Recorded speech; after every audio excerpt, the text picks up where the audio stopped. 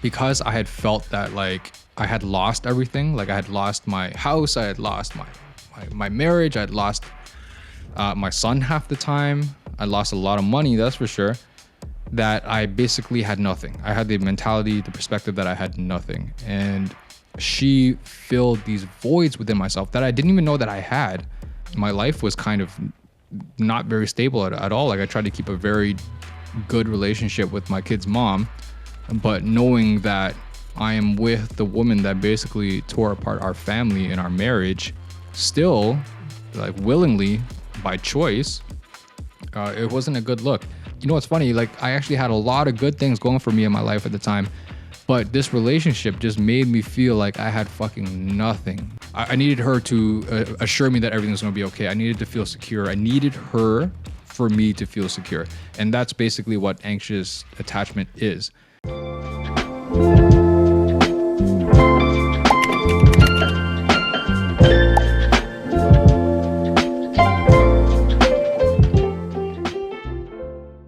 All right, ladies and gentlemen, welcome to a very long-awaited return of the Unmanly Podcast. I didn't forget about y'all. I love y'all. You know I love y'all so much. I love this. I mean, that's the reason why I got into podcasting, the reason why I got into talking about men's issues, because this is such an important topic to me, and I think it's like so important that we continue these conversations because the men need it. Like, we know the men need it. It ain't getting better. Since I started this podcast until now, I feel like we need this more than ever right now because a lot of us are still struggling in silence. A lot of us are still hurting ourselves and other people.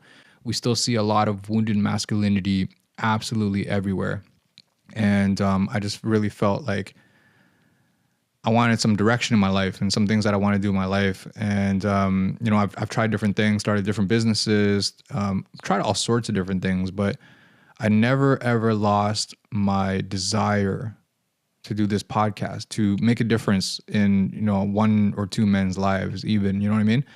So here I am back again, still by myself, but I have a lot of men lined up who actually want to hop on the show with me and have varying degrees of experiences in their life in the world of masculinity, whether it's like, you know, abuse growing up or just, you know, histories of violence, histories of drugs, you know, family trauma, and just all, you know, being, you know, parental trauma, trauma as a child. It's no wonder, really. It's no wonder why, you know, so many of us men are the way that we are sometimes. Is because, like, not only have we gone through so many things in our past that have basically gone untreated, and ignored for so long, is that we don't even believe sometimes that it's a problem. And I'm always trying to figure out better ways that we can actually get out there and make a difference in the lives of others, and different innovative ways too. Because, you know, if you guys are a long-time listener to the show, you guys will always know, or you guys will know that, like, I try to take very unconventional ways and approaches to men's mental health. You know, everyone's always, you know, waving the, you know, it's okay to be vulnerable and it's okay to share and it's okay to emotional. It's okay for men to cry and all that kind of stuff. And I'm cool with that. Like, I'm totally cool with that. Like, I mean, I cry sometimes. I know that a lot of men are not ready to do that right now. A lot of men are really still in that old mentality, you know, of that they need to have their armor up and their shield up all the time and they can't show weakness. And in my opinion, these are the men that need, you know, the help, the warmth, the care, whatever it is, the most, and they're not willing to accept it. So if I'm able to provide some sort of insight and content to help these men realize that, like, you know, I'm kind of just like you, you know, like I've gone through this shit too. And like, I've wanted to bury shit and I wanted to hold shit down for the longest time. But in doing what I'm doing and sharing my story and in reaching out and helping out others, I found myself with feelings that are even more powerful, that are even more rooted in strength and not in insecurity. And I feel even more like a man now than I've ever felt like a man before. So I know that there's light at the end of the tunnel for everybody. You know, I grew up in a very rough neighborhood, very ultra masculine neighborhood, very ultra masculine family, very ultra masculine father. You know, gangs, drugs on the street, violence on the streets, womanizing, like all, you know, all that. You know, I grew up in that era too. So just want to let people know that, like, there's hope for you. There's always going to be hope for you. you just need to step into that role, into that space of wanting to do better for yourself first and foremost as a man, because we always have pressure of wanting to do what we do for other people, for our kids, for our wives, our girlfriends, like other people in our life. We're always serving other people in our life, but we really need to realize that we really need to serve ourselves first, our own divine masculinity, our own leadership within ourselves, within our communities, first and foremost, and then the rest will fall into place. So I have a whole list of topics here that I wanted to talk about, and I want to keep things relatively segmented in these episodes. But the first thing that I've been wanting to talk about, and it's something that I've been struggling with for a very long time, especially after my last breakup with my ex that I've been back and forth and like on and off with, kind of toxic with over the last 7 years. After my divorce with the woman who I have actually had an affair with, which led to the end of my marriage. And then I kind of ended up staying and latching on to this particular woman for a very long time. And in this process, I've discovered myself quite a bit, actually. I've revealed a lot to myself, a lot of ugliness of myself that I revealed to myself, a lot of my past that I revealed a lot to myself. And I learned about attachment styles and, attachment anxiety, anxious attachment, more in particular in my case, but then also learned the flip side of, being anxious avoidant as well, and seeing the struggles between those two different attachment styles. I think anyone who is interested in being in a conscious relationship with another person, a conscious relationship meaning you both are in this relationship for meanings, a life meaning that's above yourself, that's more than yourself, right? And more than your partner even too. A relationship that brings value to each other, but also to the world as a whole, to the universe, to your children, to all living things. And I just think they're magnificent. If you can look up conscious relationships, conscious parenting, it's just a better way to live overall, in my opinion. So I was really struggling a lot with this girl. This girl was really everything that I wanted physically. And it was just, she was just the object of my desire, and she made me feel like my heart was on fire, like my body was on fire, like everything was literally on fire. Like it was just like fireworks all the time. And like, obviously our mind tells us that this is happening because this is the love of your life, right? This is the one, this is love at first sight, like all that, cheesy stuff. And I do believe in that cheesy stuff. I'm a very hopeless romantic, but, our feelings can, lead us astray sometimes, right? And then, when you think like this, sometimes you tend to ignore some of the red flags. You kind of just like, just accept quite a bit of stuff because, one side of you is being, one side of your voids is being filled so magnificently. And then that's exactly what the situation was. Like, I mean, my life was kind of not very stable at all. Like I tried to keep a very good relationship with my kid's mom, but knowing that I am with the woman that basically tore apart our family and our marriage, still like willingly by choice, it wasn't a good look. So I really had to hide her from my kid's mom for many, many years. Because I felt guilt, I felt resentment. Oh, not resentment. I felt guilt and regret for what I had done to my family, what I had done to my wife, what I had done to my child, and my household and my extended family, like her extended family. Like I really felt like I dropped the ball, and it was a rough go. And the only person that I had was this girl, and maybe a part of me wanted her to, also feel that remorse and that guilt with me, although it was mostly my guilt to hold and not hers. But it was a struggle for a very, very long time. And because I had felt that like I had lost everything, like I had lost my house, I had lost my marriage, I had lost my son half the time, I lost a lot of money, that's for sure, that I basically had nothing. I had the mentality, the perspective that I had nothing. And she filled these voids within myself that I didn't even know that I had to make me feel like complete a little bit. Like she filled me up a little bit. And that was very dangerous because I was completely living in a very scarcity, very lack mindset that like I wouldn't be able to find someone better than her, that I deserved to have a bad relationship because of everything that I went through. And it just was not good thoughts in my head. And every time that she would kind of pull away from me a little bit, because obviously she was also bothered by the whole situation as well. She didn't always want to hide from my kid's mom. So she would always pull away sometimes, or she would be very like anxious avoidant, which is the opposite of anxious attachment. And I'll probably get to that in like a later episode. But she was very like, when shit hits the fan, like I'm the one who needed reassurance. I'm the one who kind of needed someone to really, I needed her to assure me that everything was going to be okay. I needed to feel secure. I needed her for me to feel secure. And that's basically what anxious attachment is. Not to say that anxious avoidant people also don't need to feel secure. In fact, we all actually as a human need to feel secure, but it was just how we dealt with that need, which is what made the difference, right? So anxious attachment typically is like you need someone to always kind of like reassure you and kind of like coddle you a little bit and to like always makes you feel like everything's okay. And we see this very, very often today in today's relationships, whether it's from men or from women, right? Like originally, like a lot of people really thought that it was like mostly women who exhibited anxious attachment, right? Like, which is like neediness, right? A lot of people can like kind of call it neediness, but there's more to neediness that's within anxious attachment. But the anxious avoidant on the other end would be very hands-off, right? When they're approached with a situation where they feel like unsafe or insecure in their situation, then they would peel off. They would disappear for a little bit. They would, kind of ghost for a little bit.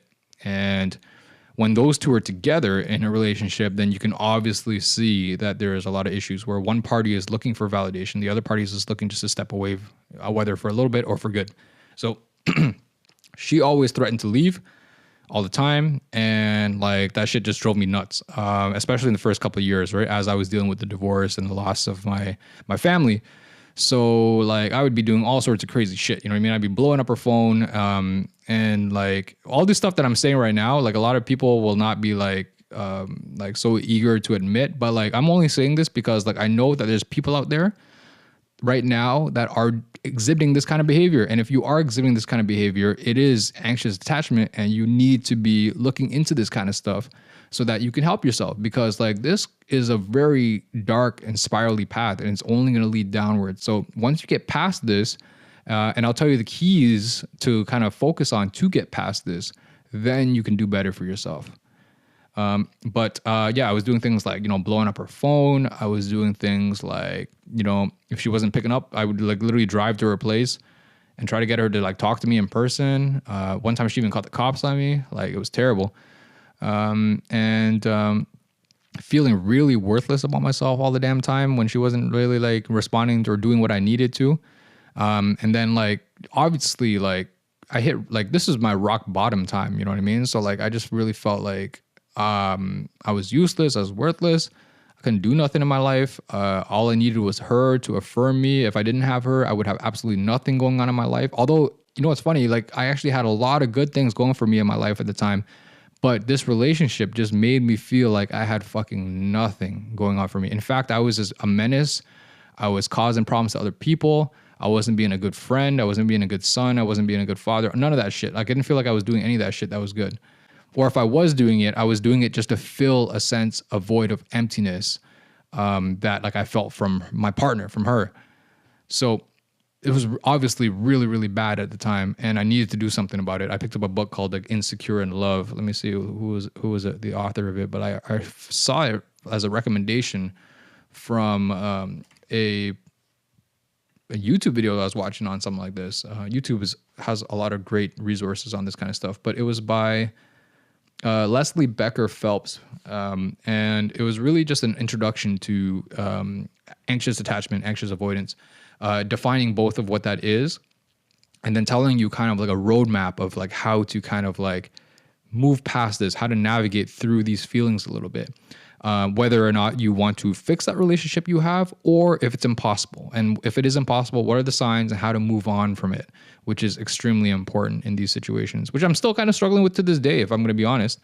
It's not easy to move past a relationship like that was that deep in a void, like deeply rooted. So I'm going to get into like where this kind of comes from first. And then I'm just going to like, and this is going to be like very brief overview. I'm not no psychologist. I ain't no psychotherapist or something like that. I'm just like a spiritual guy, and I think about things, and I'm very aware of how things come up, at least in my life. So take this, a bit more than a grain of salt, because I kind of been through this and I want to help people through it. But again, I'm no medical expert or a psychological expert when it comes to this kind of shit. But Leslie Becker Phelps she's a PhD. So when it comes to where this stuff comes from, right? Anxious attachment, anxious avoidance comes from our need for security. And it usually, most of the time, if not all the time, stems from how we were treated as a kid from our parents. Because our parents are the object of security for us, right? When we're scared, we don't know what the heck's going on. Like, we are going to clutch onto our mom and to our dad. And it's that interaction with your parents at that time. It's the consistency with your parents at that time, which is going to build your emotional intelligence, your emotional security. And if you are either being treated inconsistently from your parents, like, they're very hot and cold with you and you have no idea why they're hot and why they're cold, you're always on edge as to like, am I safe in this situation or not? As a child, you cannot discern, right? Like, you don't even understand a language at that point. All you can like operate on is emotions.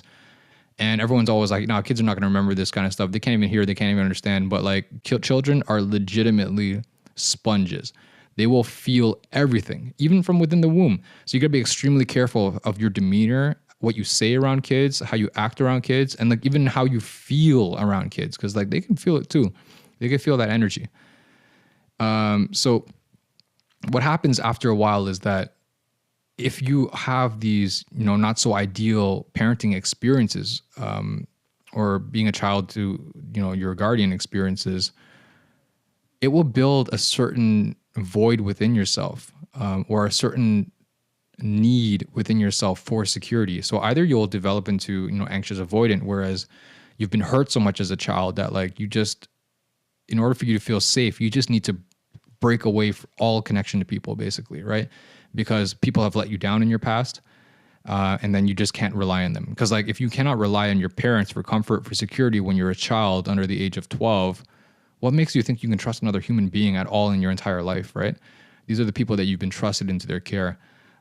Anxious attachment, for example, stems also from a very similar parental experience, but it stems mostly from inconsistency with the parent, right? It's like, that you can feel safe with them, but you're not really sure the authenticity of that safety, and you're not entirely sure of how to really get that safety. So that you want it, right? Maybe you haven't been hurt that much from your parents in like a really traumatic way, but you just are not able to trust them in that way, right? And when you don't trust them, all you do is try to figure out reasons that you can trust them, because you really can't trust them. So like if you've ever been in a relationship where like you're always kind of testing your partner a little bit, and you're always being like, trying to get them to prove that they love you and stuff like that. And you'll say things like,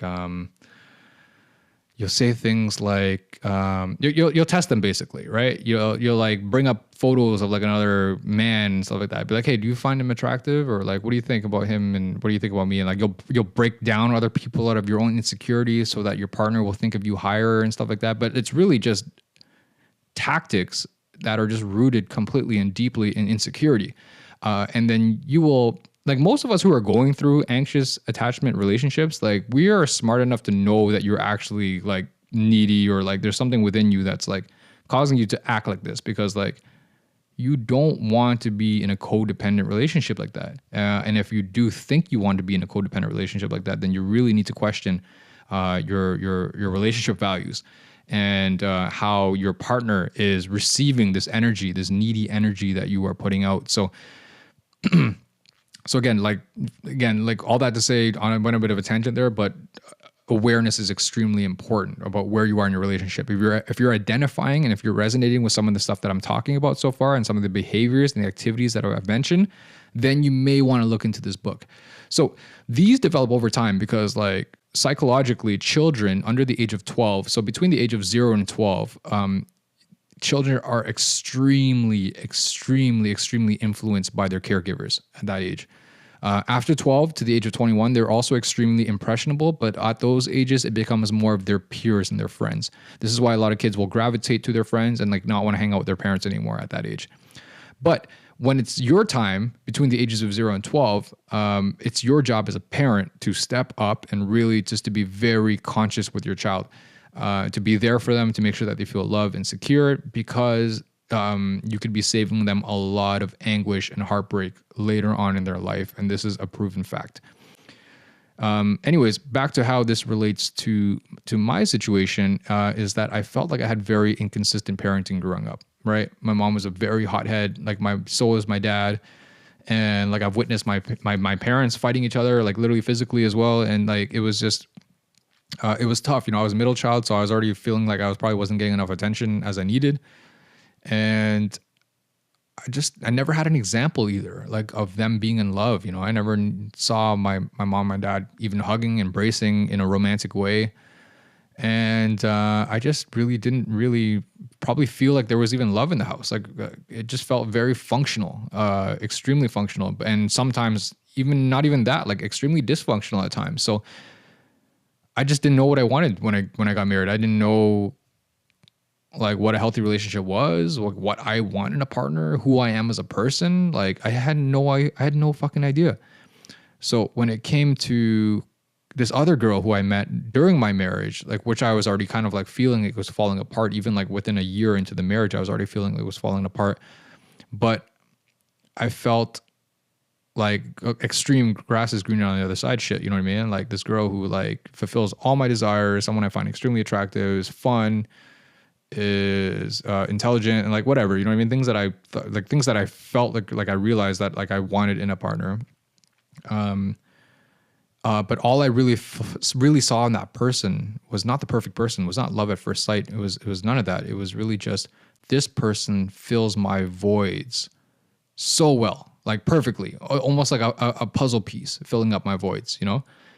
And I couldn't live without that. I needed that person there all the time to fill that void for me. And it can become a very, very dangerous thing, because this person's like almost no longer even humanized to me anymore. Like they were just a void filler. It's just someone who I just need in my life, not even realizing that they're a person with their own needs and, you know, their own experiences and everything like that, you know?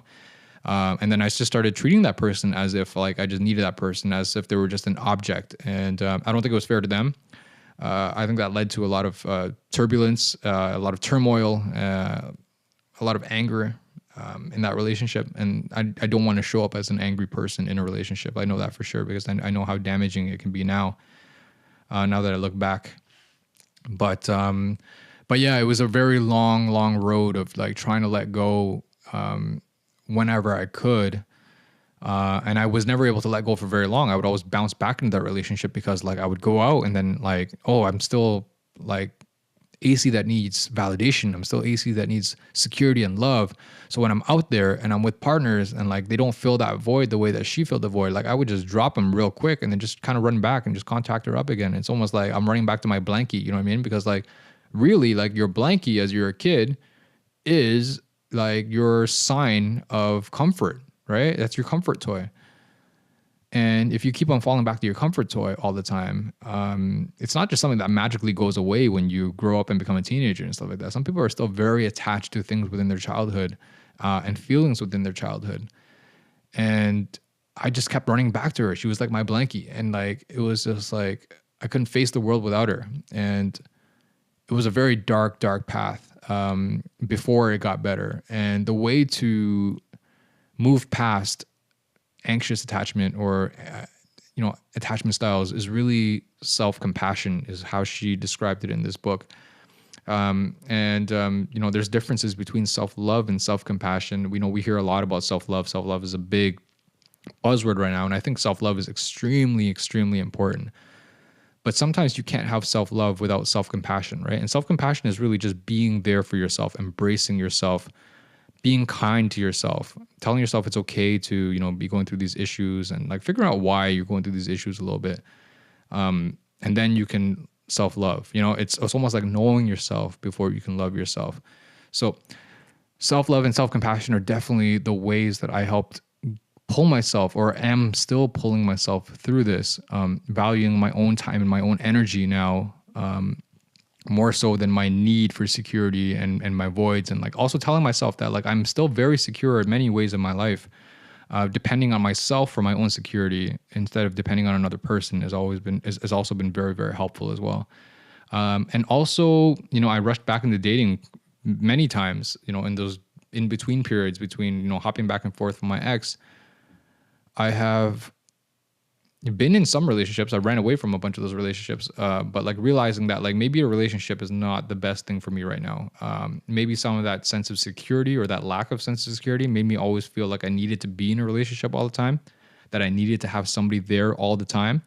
And then that just wasn't the case, because like every time I found myself in a relationship, either I did not want to commit to them because security is so important to me. I don't want to just lead people on and then just abandon them. You know what I mean? I would never want to do that to someone. Especially having felt that throughout my entire life. So definitely just want to like take my time and just peace out from relationships for a little bit. Of course, romance like seeps in here and there, but it's not the time right now. I feel like I have a lot of things to build in my life. I feel like I have really a lot of things to do. And if I don't have the attention to devote to somebody right now, then that's not something that I should be pursuing. And this has been a big mental shift for me, from a place of like, oh, I need to be someone because I'm really lonely, to now being like, okay, I cannot create the space for someone right now. And I can barely even create the space for myself and my son right now, that I should not be focusing on trying to find a relationship. And also the question that is begging there is that like, why do I really even need a relationship right now? What can a relationship bring to me right now? So when I ask myself these questions, the answers reveal themselves to me, and I'm still doing what I did before, is just kind of like dating girls for a little bit, and then like shortly after, just telling them like I just can't do this right now. I just don't have the mental capability right now. I'm still going through a lot of things myself, and I'm trying to get the answers to those questions that I have. Right, so it's just not something that I can do while I wouldn't say distracted, but creating space for someone else, or and that's completely fine. I think I don't think you need to owe anybody anything in your life. You need to owe it all to yourself. And again, that goes back to the self-compassion and self-love, to be able to go through your attachment anxiety issues or your anxious avoidant issues, is to be able to find that path, to pave that road through self-love, through self-compassion, to find a way back into your own heart, back into your own past, to do some of that reconciliation with yourself and with your inner child. Sometimes it's also very, very important work in the world of spirituality. And to come out of that, not with resentment, because a lot of times when people find out, their inner child work, they're faced with a lot of their old demons, and they're faced with, their parents or other people in their lives who have done a lot of wrong against them or perceived wrong against them, and have caused a lot of traumatic issues that they now have to clear out of their life. It's easy to walk out of those situations with even more detest and, hate for those figures in your life. But then that just gives you another opportunity to bring a little bit more forgiveness and a little bit more compassion to those people in your life, so that you can move on and you can forgive them, not for them, but mostly, of course, for yourself, right? So only in forgiving yourself and giving yourself that self-compassion, because that's a big element of self-compassion, is forgiveness, is to be able to move past your issues, to be able to maybe not, I don't think anyone will be able to completely rid themselves of anxious attachment, but you will be in a better position to be able to make better choices for yourself, for the identity that you want to uphold, and that is a person with a secure attachment style, someone who does not depend on another person for their own feeling of comfort and security. So I think I'm going to stop it right there. We can go completely into self-love and all that kind of stuff, but like that's a monolith in itself. So I introduced anxious attachment to you guys a little bit of anxious avoidance, a little bit of where it comes from, and a little bit of how to kind of get through it a little bit with a lot of TMI stories of my life. So I think I'm just going to leave it right there and maybe reflect for a little bit. I hope you guys can reflect on the topic a little bit too. If you guys are also struggling with some of these attachment styles, I would love to hear from you about it. I'm going to hopefully bring an expert one day onto the show to be able to talk about these attachment styles more in scientific depth, because I know some of you like to absorb that information a little bit better in that way. But I'm here for y'all. I think you guys still know my socials. I'm still on Instagram at DJAC DJACIE on Instagram. I also have at Coach AC on Instagram too, which I'm probably gonna start firing up a little bit more when it comes to this podcast. So at Coach COACHACIE. I don't think there's a underscore, but let me double check that. And also, all my other stuff, 9 Mile Creative for my film stuff. And a lot of other crazy projects I got going that I'm going to announce at a later date. But I really appreciate y'all and all of y'all who've organically found my podcast. And if this podcast has done something for you, thank you so much. Thank you for taking in this content. Thank you for resonating with this content. Thank you for being a part of my journey, and it's an honor for me to be a part of your journey. And I want to continue the conversation. I want us to be here for each other. I want us men to show up for each other, to create space for each other, and not just the men too, because I know a lot of the listeners to this podcast are also women. So women, thank you for taking an active role in our lives, in our health, and taking the time to understand us a little bit better, so that we can all show up more in our divine masculinity, our divine feminine, in order to raise better children, in order to change the world. That's what this is all about. So again, I appreciate y'all so much, and I hope y'all have a great time until the next episode. Let me know what you guys want to listen to. I'm very, very keen to produce the content that you guys want to hear, the problems that you guys are having, that you guys want some insight on. Very, very happy to hop on that kind of stuff. So with that being said, thank you so much. I'm going to get some more people up on this podcast soon, so it's not just me talking to myself and giving myself therapy for half an hour at a time. So, man, until then, I really appreciate y'all again, and I'll see y'all in the next one.